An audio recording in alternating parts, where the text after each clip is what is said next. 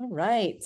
Well, I am so excited to be here with the lovely Heather Gray, who I met, gosh, not that long ago, but I feel like I've known you forever. We hit it off at, was it Mindshare? I'm trying to remember where we first met, Mindshare and then Dragonfly and many of the events that we've been to. It was a Heather, very, very vulnerable with you in the room and the healing, and we had just met, and it was very, it was intense. game on. It was Yeah, game on. game on.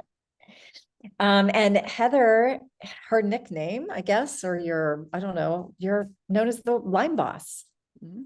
And yet Lyme Boss is just a little piece of kind of the healing world that you tap into and connect into. And you have your own podcast called the Lyme Boss Podcast. Is that correct? Absolutely. Okay. So why don't you share a little bit more about how you became the Lyme Boss, a little bit about your journey, and what launched you into the holistic healing world? Yeah, absolutely. I usually like to start at the beginning, right? And I start every story the same, that I was basically born full of shit. Like, how many of you can, right, relate to being constipated at a really early age? I was like 4 years old and my feet would fall asleep from sitting on the potty for so long. And that began the let's throw band-aids at symptoms, area of the medical world. They were throwing nasty thick oils down my throat, stool softeners, but nobody was trying to figure out why this 4-year-old was constipated. Hindsight's 2020. My uncle had committed suicide that year. There was a lot of early childhood trauma. I think it pretty much kicked off my celiac autoimmune, and I was also eating a standard American diet, right? The SAD diet. So it started setting me up to be the perfect host, right, at a pretty early age. And then there was a lot of I was raised by addicts, alcoholics, so there was a lot of chaos in the home. Um, I'm pretty sure there was a lot of mold exposure going on in those homes back then, because as I think back, I remember my mom blow drying my hair and almost passing out of overheating, which is not normal either. But there were a lot of things that made me more sensitive as a kid. And I think mold had something to do with that. So fast forward, Lyme disease over 27 years before I finally got diagnosed. And then, sorry, I back that up just a little bit. I didn't start showing symptoms until I was 15. So I got bit by a tick when I was 13, started showing symptoms when I was 15, when I first went to the psych ward for my first suicide attempt. I had many, unfortunately. That's actually one of the most common ways that folks with Lyme disease typically die is with suicide. Because our brains are inflamed, our bodies, it's such a complex, complicated disease. We've been gaslighted. If you look up the definition of gaslighted, in the dictionary, I'm pretty sure it's got a Lyme patient there, because the CDC just recognized even a year ago, 1 year ago, it recognized chronic Lyme as an illness. The disease that I've had my whole freaking life finally got recognized. And even now they're starting to backpedal on the language around that. So it was an interesting journey, to say the least. By the time it was all said and done, I had 3 autoimmune diseases, Lyme disease, 2 co-infections, mold toxicity, cavitations, heavy metals, and that's what started me off in the natural, alternative field, because I knew if I continued down the Western med path, I wouldn't be here today, because they just started throwing napalm at a body that had been sick for decades. I basically said, Well, you were swimming in toxic soup, right? You oh had yeah, I this still wasn't massive, pooping, you one know. one of those is intense, and you had so many things happening.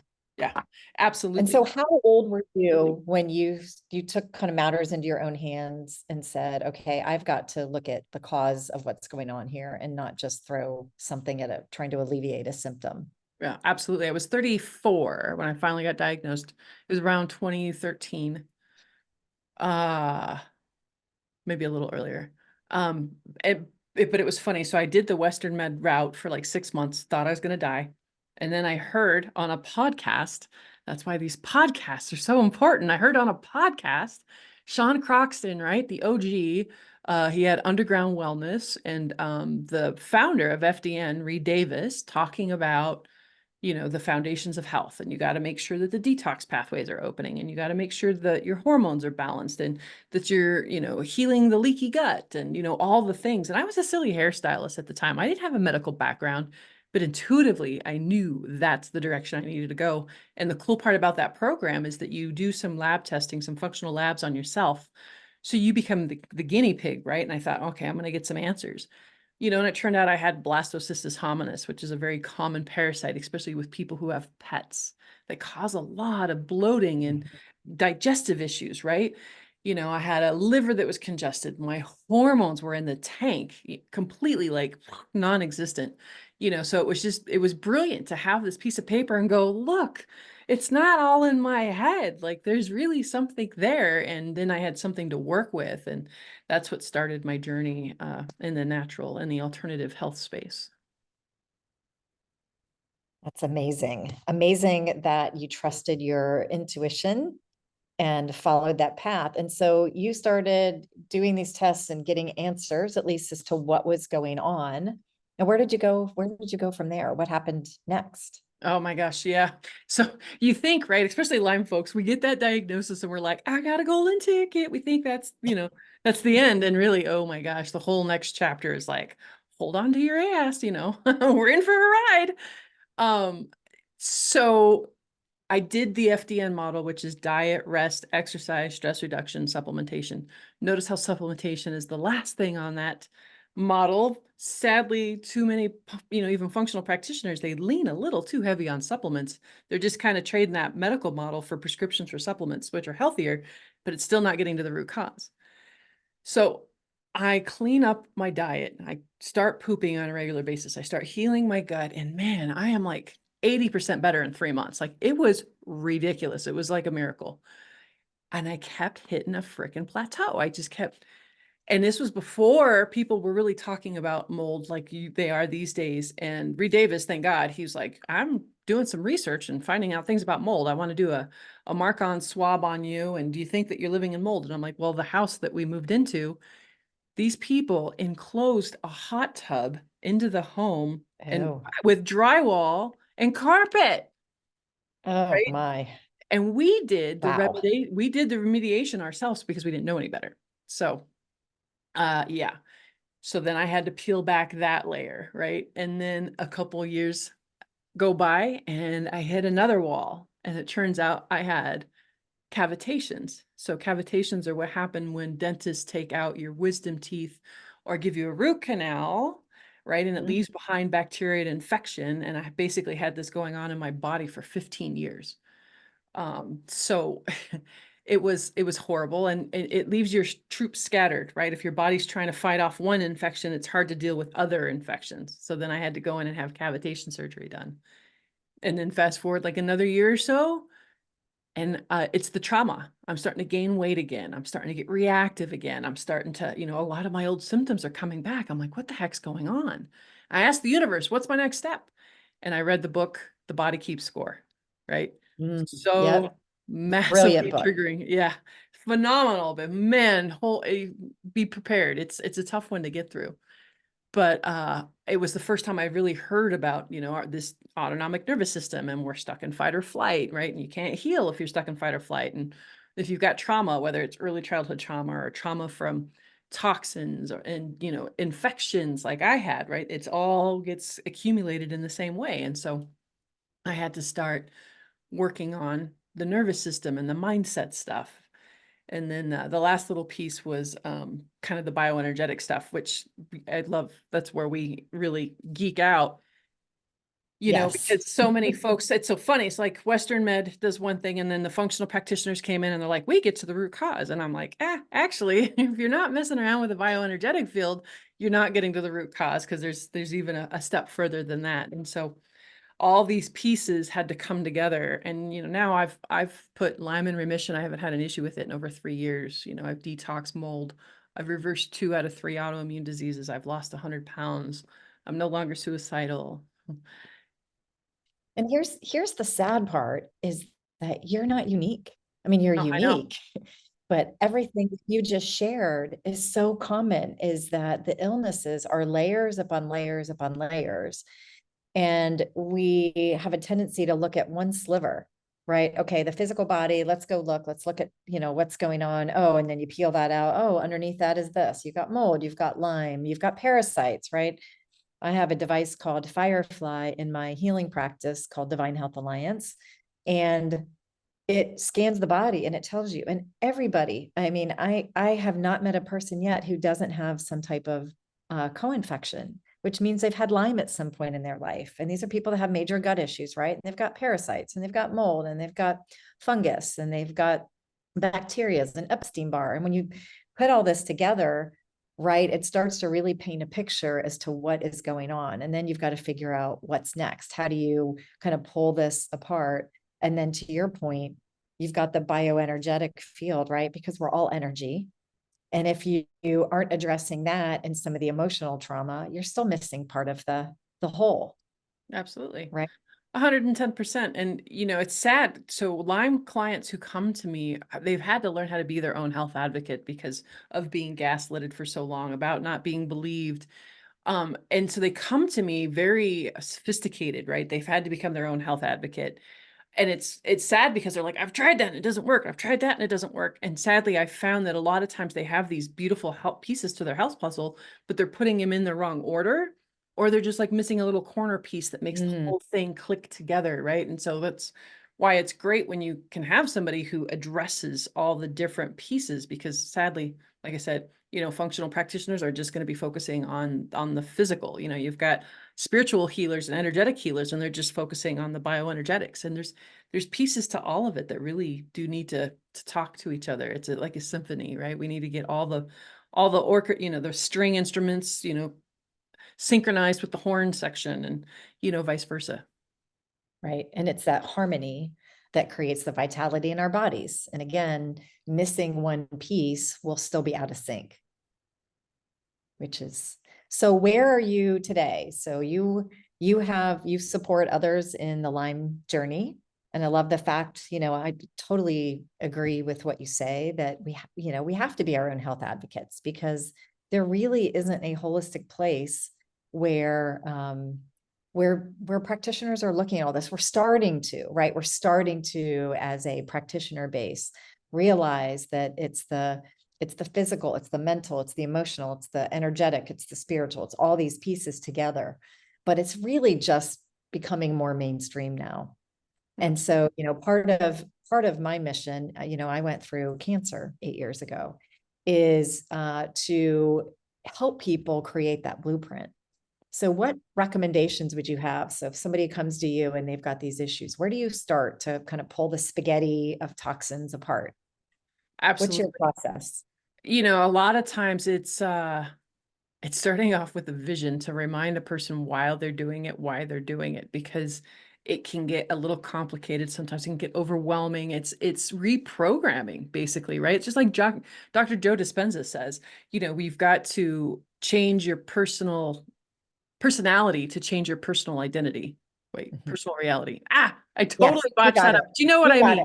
Yeah. If nothing changes, nothing changes. There's so many of these little, right, platitudes because they become that way because it's the truth, right? So it's overcoming a lot of limiting beliefs. It's a lot of, like I said, the trauma. I start a lot with somatic experiencing work, with breath work, with tapping.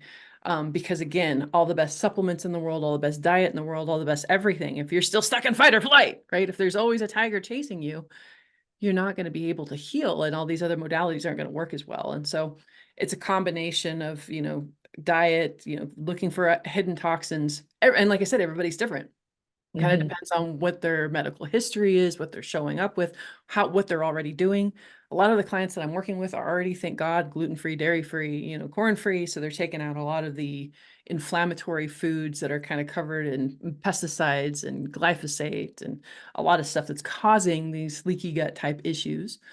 So it's a combination of, diet, like I said, dialing in sleep, making sure they're detoxing properly before we ever go to war with a pathogen. Right. Yeah. And that's so important because, I get in my practice a lot of people that come in that say, okay, I'm ready to do a parasite cleanse. Absolutely not. Their detox pathways aren't open. Their methylation pathways aren't working. And that's a total disaster. I've had a few younger women take, oh, wait, I got this, I'm fine. and they get horrible acne, they get bloating, and it's because the methylation pathways aren't open. So talk a little bit more about why that matters and, what folks can do to do that. I work with plant stem cells. That's one brilliant way to do that. But what else do you do to help your folks do that, to open their pathways? Yeah. I mean, obviously get them pooping if they're not pooping, because that's the biggest one is constipation. If you are not having a bowel movement every day, you are constipated, and it's just recycling those toxins. You're recycling spent hormones. You're becoming estrogen dominant, so coffee enemas, like I still, FDM, when I was going through the program, they recommend them 3 to 4 times a week for months. And that was the best I had ever felt. Like it was incredible. Spending decades constipated. It was incredible. Now I do them once a week. It's part of my Friday morning. Heather's doing her coffee enema like clockwork, because it's what helps keep, that we talk about detox bucket. I actually have a detox thimble. So it doesn't take much, right, for my detox thimble to become overflowed. So every week, it's a coffee enema on Fridays. I do dry skin brushing. I do castor oil packs at least 3 times a week. I'm in my sauna 3 to 4 times a week. I'm in Epsom salt baths, 2 times a week. So these are my non-negotiables, because like I said, between my crappy genetics that, have no, my detox pathways are just broken. And then, so every week, that's what I do. I love, love, love, I love detoxing. Like if I were to rebrand, it's like the Detox Diva or something along those lines, because it just moves the needle so well with folks. We live in a toxic environment. This world is not conducive for human health, unfortunately. And where our livers, our kidneys are being inundated with man-made, synthetic chemicals, toxins that were never, never, never supposed to be in our environments.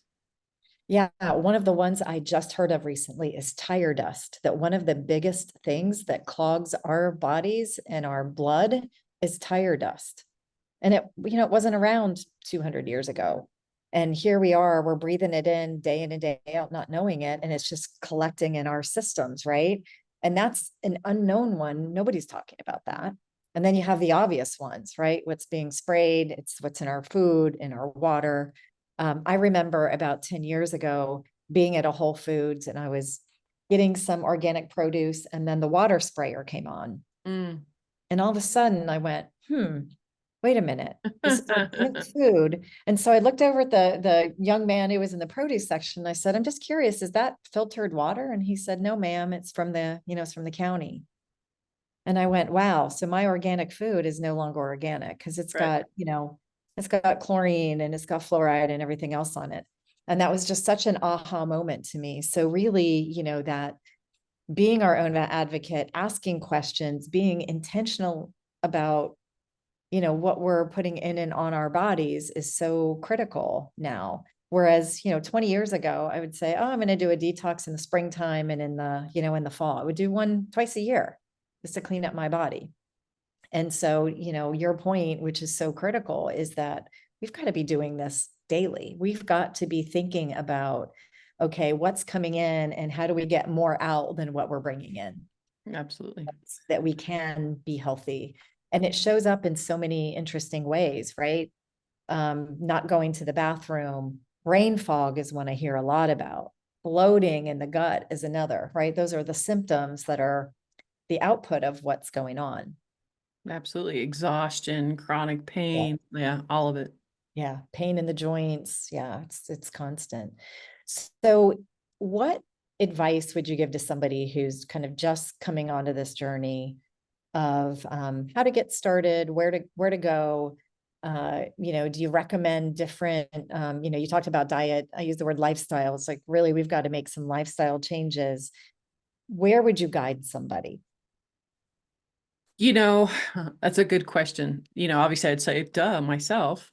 Or if you're, if be open to having a team, if you have a practitioner that doesn't have all the modalities that I talked about, that's great. Like you said, there's not a whole lot of them out there, so being okay with having a team behind your back and to be patient, right? Because if you've been sick 5 years, 10 years, 20 years, you're not going to walk out of this overnight, so stick with it. Don't give up, but make sure that your practitioner has some sort of goals that are, points that you're trying to meet every couple months. Like I have an intake form that I have them refill out. It's like 600 questions long. They cuss me out every single time, but it's a great litmus test and it's free, right? For the most part, when, my clients are working with me to gauge where they're at every 3 months, because yes, it takes sometimes a while to move the needle, but we still should be moving the needle a little bit. And so if we're not moving the needle, I don't want you to go 9 months with going, okay, what the hell's going on? We might need to pivot, right? So making sure that, your practitioner's kind of staying on top of those metrics, because it can be very, a lot of times you need a pivot. A lot of times you think that it might be because these things overlap each other. Mold toxicity looks a lot like Lyme disease, which looks a lot like, fibromyalgia or chronic fatigue, so they all, sometimes you might be chasing one white rabbit and it's a different one over here that you need to be looking at. And so, like I said, just making sure you're asking a lot of questions, be open, be coachable. Oh my God, be coachable. I still had a client. He was with me for a year and a half and I thought he understood and he didn't, because even towards the end there, my anxiety is really bad. What supplement can you, give me today? And I'd go, did you do grounding today? Did you get your feet outside on the earth? Did you get at least 20 minutes of movement? Have you, been out in the sun? Have you done your breath work? Have you done your gratitude? No, no, no. He just wanted a supplement because we're kind of brainwashed into this, a pill for Yeah, every it's ill. mindset. Yeah. Yep. And I absolutely refused, and he's no longer working with me now, which is heartbreaking because I know damn well I could get, he could get better, but he wasn't willing to do this stuff. It's free, a lot of it, right? Grounding, walking, breath work, Sunshine. cold therapy, right?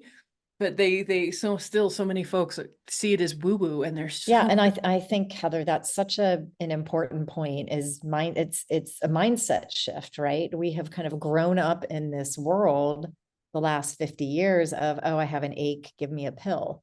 And it's shifting the mindset to say, I have an ache, what's going on in my body? And inquiring and making that connection to our own bodies, right? So that we say, huh, there's something that my body's communicating to me and I've got to pay attention. I think that's one. Number two, something you said earlier is, we've been brought up in this model of standard of care. There's a standard of care for everybody. So your, gut issues, Lyme issues are the same as everybody else's, and they're not, right? So it's a unique program for each of us to, start stepping on the path for. And then I think the third thing you mentioned is having a plan, right? Is you work with folks and you give them a plan and you work toward that plan.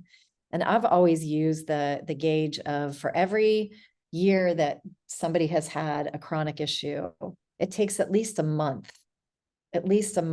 to really start to shift that. And I don't know if you agree with that or not, but that's what I've experienced in working with the plant stem cells. And I've also worked with essential oils that, if somebody's had diabetes for 20 years, it's not going to go away overnight because you're resolving the terrain that's been out of balance, right? So it's not an overnight, and that patience is so important. So it's patience, it's education, it's having a plan. And I love the fact that you mentioned having a healing team, right? Often, our imbalances are so complicated that it's never just one thing. Wouldn't that be great, right? Just pull up, it's, hey, I just have one thing going on. But we're layers and layers, right? So it's almost like unraveling and putting the puzzle pieces together to get the whole complete picture so that somebody can heal, and then giving them wins along the way, if you will. Absolutely. I actually just made a video for my team to edit earlier because I'm pissed off and fired up about this trend with influencers, right? Especially in the Lyme world. We've got a couple, influencers that, got themselves better. Yeah, with the help of all these practitioners. Great. And now they claim that they can help others on this path. They've got no continuing education whatsoever. So it very much is a one size fits all, right? So just because somebody's got 20, 30, 40,000 followers, right? And they talk about their journey, that's still their journey. And everybody is so freaking different. So the only way you're going to get better with that person is if your body happens to fall in line with the same way that they got better, right? And so then so many people get frustrated, right? Because they've spent time and they've spent money and they didn't get any better. Or then you got the opposite, right? Everybody, doctors are gods.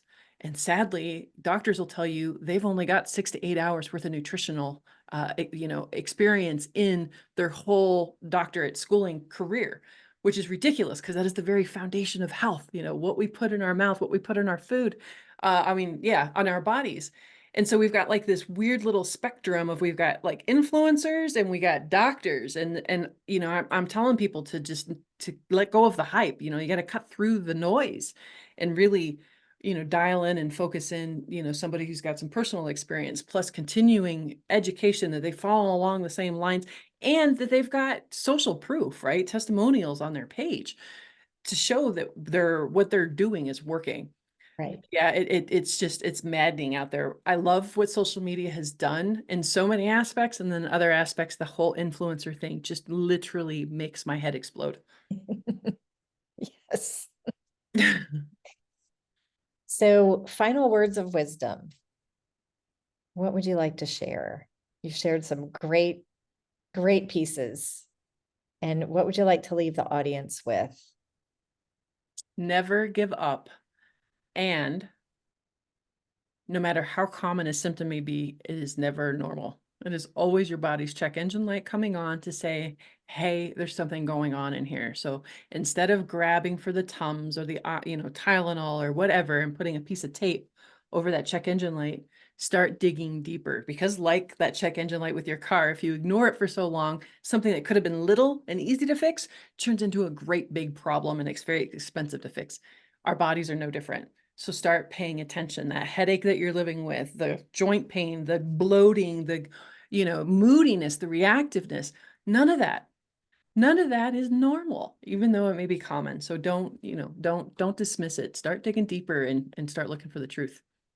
Yeah. And I just would like to add on that. That's brilliant. And I would just add that, our bodies are communicating. And I think we've come from a generation where we've lost that connection because of the mindset, right? Oh, I have a pain, I take a pill, it goes away. So we've kind of shut down the signal.